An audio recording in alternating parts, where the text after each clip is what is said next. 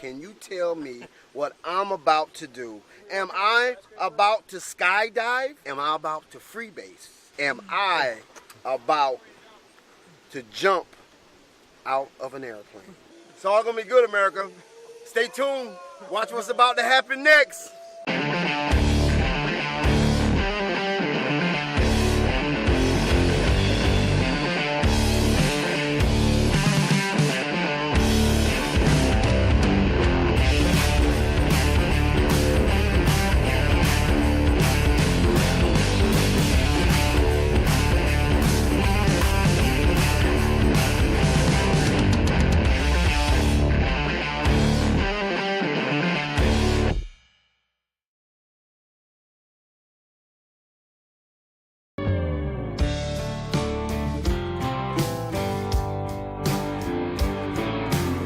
There's a lot said about the prodigal son, and that's important stuff, but it's just as important to consider what happens when we have a prodigal father. How's everybody doing? Hey. You all right? That sounded a little bit weak. Let's do a Pruitt hand clap. Come on, who's got it? Come on. Come on, come on, come on. Come on, come on, come on. All right, that's good, that's good. Yeah. Who'd I get yesterday, man? I said, let's do a one-hand clap. Who'd I get? I got Chris, man. He had his arm around that fine young man there, and he, yeah, I ducked, man, but he tried. That's a man right there, man. That was crazy. All right, well, one of the things we heard before from Mr. Pruitt, we heard about the prodigal, what? Prodigal son. Anybody remember what prodigal meant? It meant wasteful. Excellent. Wasteful. Yeah, it's not, I always thought prodigal just meant he went away. That's not it. It's wasteful. And what was the issue that Mr. Pruitt talked about? What was wasted that was really important? Time. Time. Yeah, that was key. And I just want to share with you very briefly, guys, that not only are there prodigal sons, but there are prodigal fathers. There are way too many prodigal fathers in the world today. Now, that does not include you men, because you are here with these beloved young people, some of them biological and some of them spiritual sons. But there are way too many. And what's fascinating is, if you think about what Brian had shared earlier, the other day, the issue wasn't that son was just born and somehow crawled away. That young person had lived for a period of time under his father's roof, and one day, a series of thoughts combined and added up and multiplied. In one day, he said, I'm out of here. Okay, see, he didn't wake up one morning and go, everything's been wonderful, I think I'll just go screw up my life today. That didn't happen. So it was a cumulative effect. Here's what a man has to be very careful of, is that the cumulative effect of life doesn't cause you to just keep adding and adding and adding to burdens and stresses and disappointments and things that you ain't happy about, and you're mad at your wife, you're mad at this person, you get bugged at your kids, you're tired of work, etc., and it just adds up, and you're not saying anything. You're not reaching out to other men. You're not sharing your heart, getting wise counsel, and so you're your own counselor. There are many times I've been my own counselor, and I'd have to say I was assigned a fool as a counselor. Because my thinking was stinking. It was bad. And I'm like, you know what? There's got to be an easier way to do this life. I remember the days of doing ministry and running a business and taking care of my home and changing diapers and raising 4 kids. And there were just some days, let me be real honest with you, it crossed my mind. It crossed my mind how much fun it was when I was 30 and single. Oh man, I did what I wanted. I fished all day. I partied all night. Come on now. How about maybe we just drift back a little bit? Thankfully, those thoughts are fleeting. But for some, they're not. For some, the thought is, but remember how good it was when I didn't have all the responsibilities and the pressures. Oh man, it was just so good. And what we're really saying is, remember when I could be totally stinking selfish and do whatever I wanted to do, when I wanted to do it, how I wanted to do it. That's not good man thinking. Now, I wrote a story one time, made it into one of my books, and just see if this makes sense. It's the 180 from the prodigal son. Let me just read it to you. There once was a home filled with a father and a mother and a son and a daughter. One day, father left a note on the refrigerator saying, "Family, I'm tired of this life. I have quit my job and I'm leaving to find happiness." He cleaned out the family bank account. He grabbed the credit cards and he left home. Anxious for a fresh start, father took the minivan the family had and he traded it in on a super duper sports car. Without ever looking back, he took his shiny car and he headed down the road to a faraway city. And there he checked into a fancy 5-star hotel.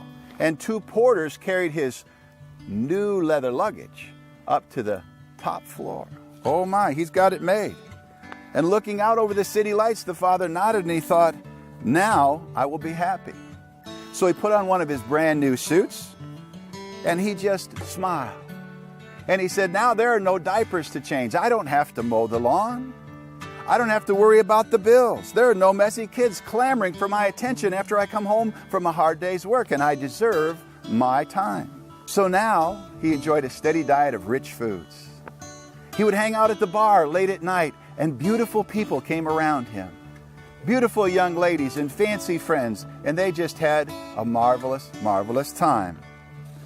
All those new friends were eager to tell him how wonderful he was. Of course, he was paying the bills for them. He was the one buying the drinks and the food and setting them up. But it was a real deep friendship, now wasn't it? However, after one particularly riotous night of partying, father saw the reality of his new life. His head ached, his credit cards were maxed out, and all of his money was gone. To make matters worse, that fancy hotel kicked him out because he couldn't pay his bills, and they kept all of his new suits. Instantly, his new shiny car was repossessed because he couldn't pay for that either. But he knew he could count on his new friends and those beautiful young ladies that hung out with him, except when they found out he had no money, they left as well. Strange, strange. And as he thought about those beautiful people, he realized that the hollow eyes and the lack of a real smile, except when they were high or drunk, suggested that their life wasn't that wonderful. But unfortunately, the realization came too late in his life. And he realized that there he was. He was hungry and he was thirsty and he was alone. He had nothing left, and he thought, how I long to be at my family's table, where the meals are not fancy and the food is not rich, but yet there's fellowship there and there's a wife and children that love me greatly. How I long to be there.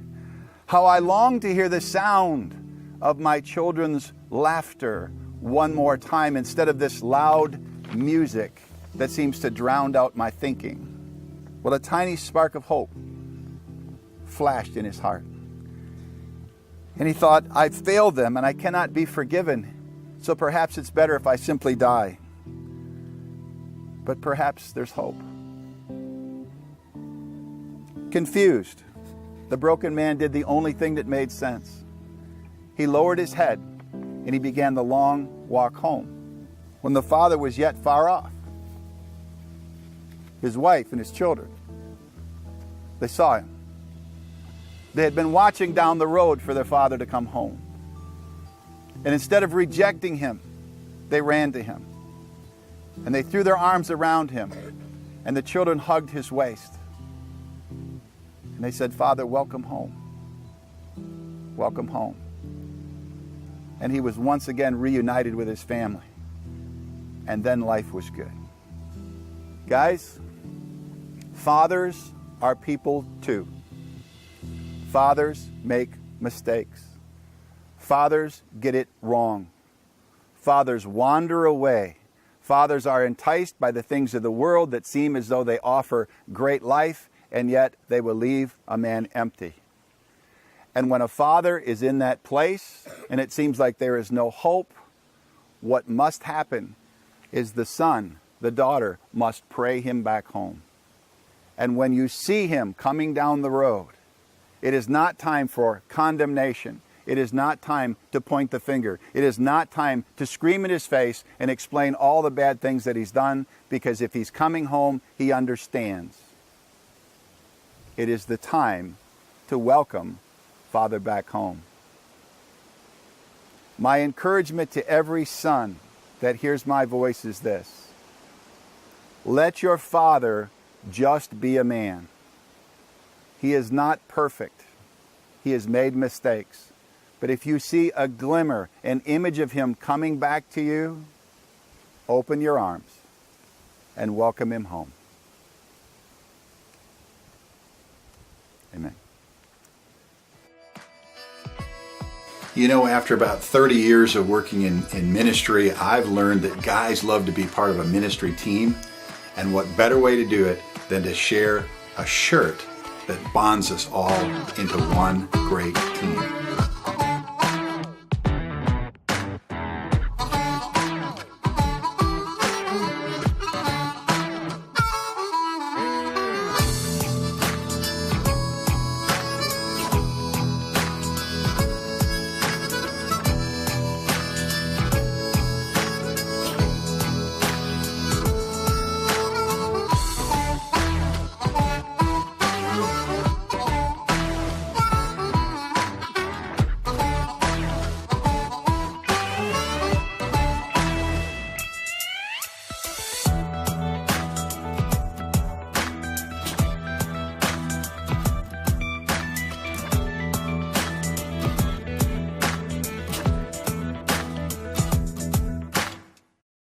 Hey, with this group, there are certain things that I know are just going to be an absolute riot, and the zip line was no exception.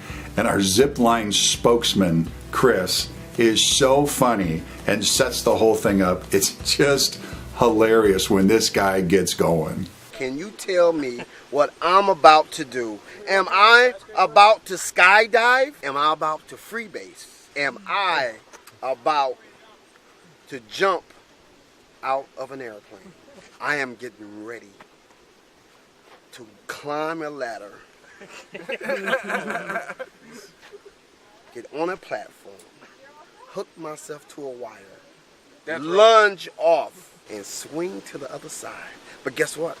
I gotta go through some treacherous water, lily pads. It's all gonna be good, America. Stay tuned. Watch what's about to happen next.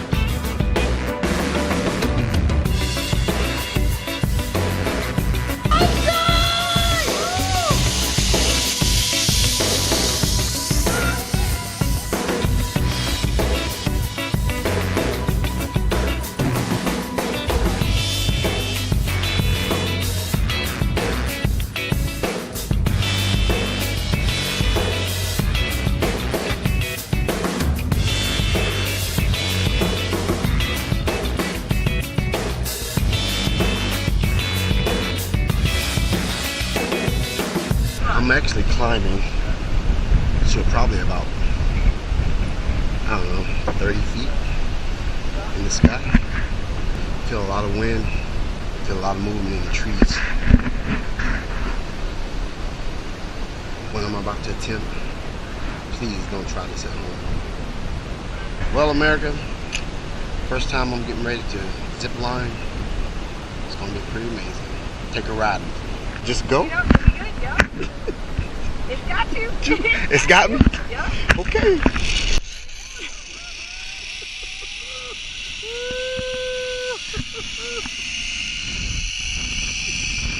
Wow.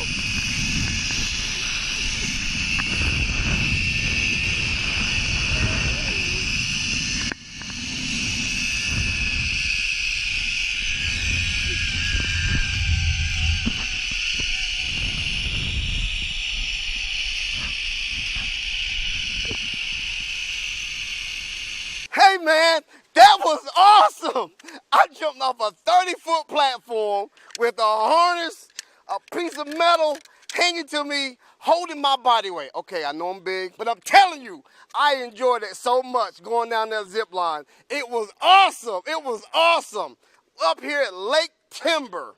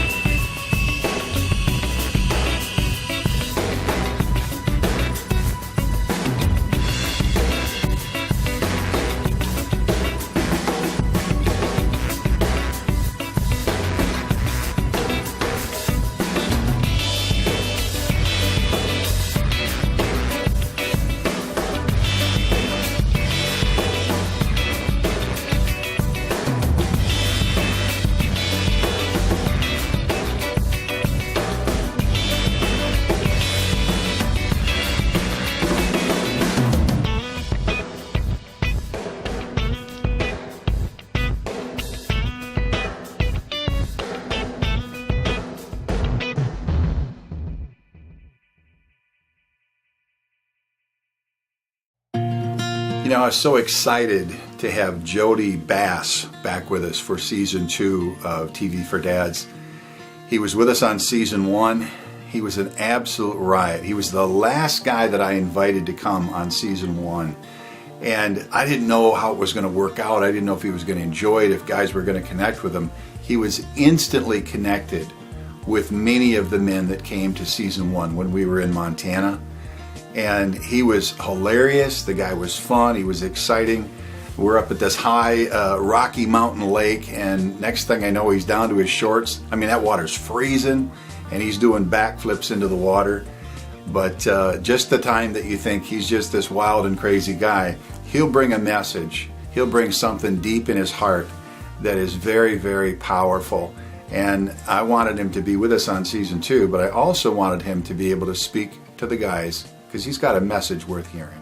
I grew up in a broken family. I grew up with a mother and a father, separate extreme differences. I was in church as a young guy. My life started to kind of go a little bit different when some things happened to me as a child. I was molested. I was taken advantage of. I lost my innocence. I actually lost, in that time, I lost how to have relationships, how to identify with people, how to connect with people. I was strong into the church at the time, and what I did is I didn't understand love. I didn't understand what it was that I was learning at the church, and I chose an offense. Now, when I say that, I say I was looking for a way out. I was looking for a different place. And one thing happened, and I chose that offense, and I ran with it as hard as I could, and I left the church. Now, I tell you that because people say they get offended and they leave. You know, they leave because of an offense. I left because I wanted to be offended, and I did. And when I left the church, I went all after it. You guys have met me. You guys have seen me. I go extreme when I go. And when I left the church, and I went extreme when I went. My life became about girls, was my biggest thing. I did not respect women. I used women. I was an abusive boyfriend, and I didn't know how to handle that relationship. And I got heavy into drugs. I started out, I was a skateboarder at the time. Grew up doing it. I was extreme. I was extreme at everything I did, and when I chose drugs, I went extreme into drugs. My life was full of marijuana, was full of taking acid and going on binges for days. It was marijuana, it was cocaine, it was soon crack. My life soon became about jail. It became about being locked up. So I had this image that I had to uphold. I was deep into drugs. I was deep into women. I was deep into abusing women. I was deep into taking what I wanted and doing what I wanted to do. So drugs and alcohol captured me. Jail was soon to follow. Many years of my life have been behind bars and behind people that cared about me. Just people that were in the same boat that I was in. This lasted for years of my life. I got in trouble. I had a home invasion and a larceny charge that put me, it was a 15-year felony. I had served a year of that. And during the time I had gotten out on a technicality, and I only had to serve a year of that. And during that time, my 5-year probationary period, when I came out, I met my wife. Now I was heavy into stuff at that time, but through me wanting to please her and wanting to get my relationship right and figuring out how to do that, I decided I was going to kick everything. I kicked everything, mostly because I was having to take drug tests every week, but I kept my alcohol. And I kept it, and no one was going to take it away from me. My relationship with my now wife was abusive. I wasn't physically abusive, but I was verbally abusive. I did everything I could to make her feel small so I could feel big. I put her down at every chance. She was the butt of every joke that I had. And I took what I wanted from her.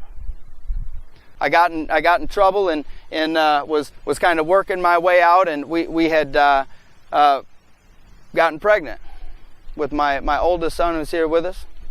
And I decided it was going to be my changing point, because I wasn't going to do what I had seen. I was going to make a change. But I kept my alcohol. Got good jobs. I stayed steady with that. We got opportunities. We moved to Florida. We'd done a lot of things. I kept my alcohol. We moved to Georgia. We had some opportunity, and life was going pretty good. I was doing pretty good at understanding the way to treat my wife. I wound up getting in an accident in a car, being drunk. I was wasted. I hit an elderly couple going about 60 miles an hour, never touched my brake. While I was intoxicated, my wife thought I was at work, and I was out drinking, which I did often. I called my wife after I had pushed the car into the ditch and took off. Called my wife while I was being chased down the road to tell her that I was about to go to jail and I may not ever get out. Her response is, "You better be joking with me. You better be joking. If you're not joking, we are done." I'm sorry, babe. I can't say I'm joking. I got lights behind me right now, and my radiator isn't, I'm wearing the antifreeze. So I stopped. I went to jail in Savannah, Georgia, and I realized in all my time in jail throughout my life in Savannah, Georgia, I did not intimidate anybody. And at that point in my life, for the first time, I wasn't even willing to try. I got a prophetic word from the Potter's House in Mount Pleasant, Michigan, called me in Georgia and said, "Pray that they will lose your paperwork." Now, I have been in jail enough times, I've been in court enough times to know that paperwork does not get lost in dealing with the system. At least it had never with me. I sat in the courthouse. My wife had dropped me off in Savannah, Georgia at the courthouse to let me go for the rest of my life. At this point, I have 2 children in my life. I sat in that courtroom all day long. The prior week, I had just prayed. We found a little church, and I said, "God, I know that you have a purpose in my life." I knew my entire life. I remember being just wasted, drunk, and being stoned out of my mind, and telling my wife at the time, "I'm going to be a pastor someday. I'm going to speak to thousands because it's in my heart. I'm going to be on that stage, not because I'm big-headed, because I want it, because it's the desire of my heart, and I know God has a stage for me." And she would laugh. She would laugh. "You're telling me you're going to be a pastor, man. You can't even stand up on your feet." She dropped me off that day to go to prison for 15 years of my life. I sat there all day long. The blocks went. My lawyer kept looking at me. I don't know what to tell you. All of a sudden, he comes and grabs me. He calls me out in the hallway, and he says, "Sign this piece of paper. Don't say a word. Sign the paper. Go back in the courtroom." I signed a piece of paper. I walked back in the courtroom. The judge called my name up and said, "Mr. Bass, I don't know what happened. We can't seem to locate your paperwork." I walked up. To the front of it. He said it was a DUI and leaving the scene of an accident were the 2 charges I was going to get charged for. He knew I had already been in jail. He gave me time served, asked me if there was anything I wanted to say. I said I gave my life to Christ 1,000 times before in my life, but this time I mean it. Whatever God has for my life, this is what I'm telling the judge, whatever God has for my life, I'm going to do it. And he said, okay. I turned around, time served, I had probation. I had to do in a lot of fines and a lot of schooling and stuff I had to do. I went to turn around. I almost made it to the probate door to go in and sign my paperwork and stuff, and I heard a Mr. Bass. I turned around. The judge says, please approach my desk. He sat there, proceeded to tell me that just after he had given me the sentence, they had found my paperwork, and he was furious. Absolutely furious. But he said he couldn't do anything about it because I was already tried. My heart was this big around with fear, joy. I had asked him previously if I could have my probation transferred to Michigan. He had denied that. He said I could not. I had to stay in Georgia because I knew my wife was destined for here. He turned around and he said, I don't know what God you're serving. I don't know what's going on, but he said, I'm mad for the rest of the day. Whatever God you got, you better hand out to the rest of these guys because everybody's getting hammered because of you. And he said, I'm going to tell you right now, whatever God you're serving is looking out for you, and I'm going to grant you your probate. You can do it in Michigan. And you had a Florida license when it happened. You'll be driving within 2 years. He let me walk out of the courtroom that day. When I called my wife and told her that I was home, she was mad. She was mad. She wasn't happy with me. I went home, I smashed my beers out of the fridge. I apologized on my knees. I asked my wife's forgiveness. And my 2 children were just babies at the time. And I said, I'm going to change my life. I came back to Michigan on my probation, was able to do all my probation, and I got into school. I went to a Bible school at the Potter's House, went and did my 2 years worth of schooling, and 4 years made it through that portion of life. I stand before you a man who should be nowhere. And all those times in my life, I should be dead. I should be in prison. I should be on Skid Row. I should not be here. But there's a God up there that has so much grace and so much mercy and so much drive for my life. His success, his idea of success for me overrode everything that I tried to do in my life. So I stand before you today, an ordained pastor, a pastor. I say before you, a father of 3, a husband, and a man with purpose, a manager in his field. And I get to share my testimony with you guys and with everybody out there watching. And I say, man, you talk about a redemptive purpose. And the coolest part about the entire thing was I didn't ask to be redeemed. And there were multiple times in my life that I didn't want to be redeemed because I didn't think I was worth it. I didn't think I was worthy. But God has done something in my life, so I'm here sharing you my life. What once was is no more. And what's yet to come, I can't wait. Thank you, guys.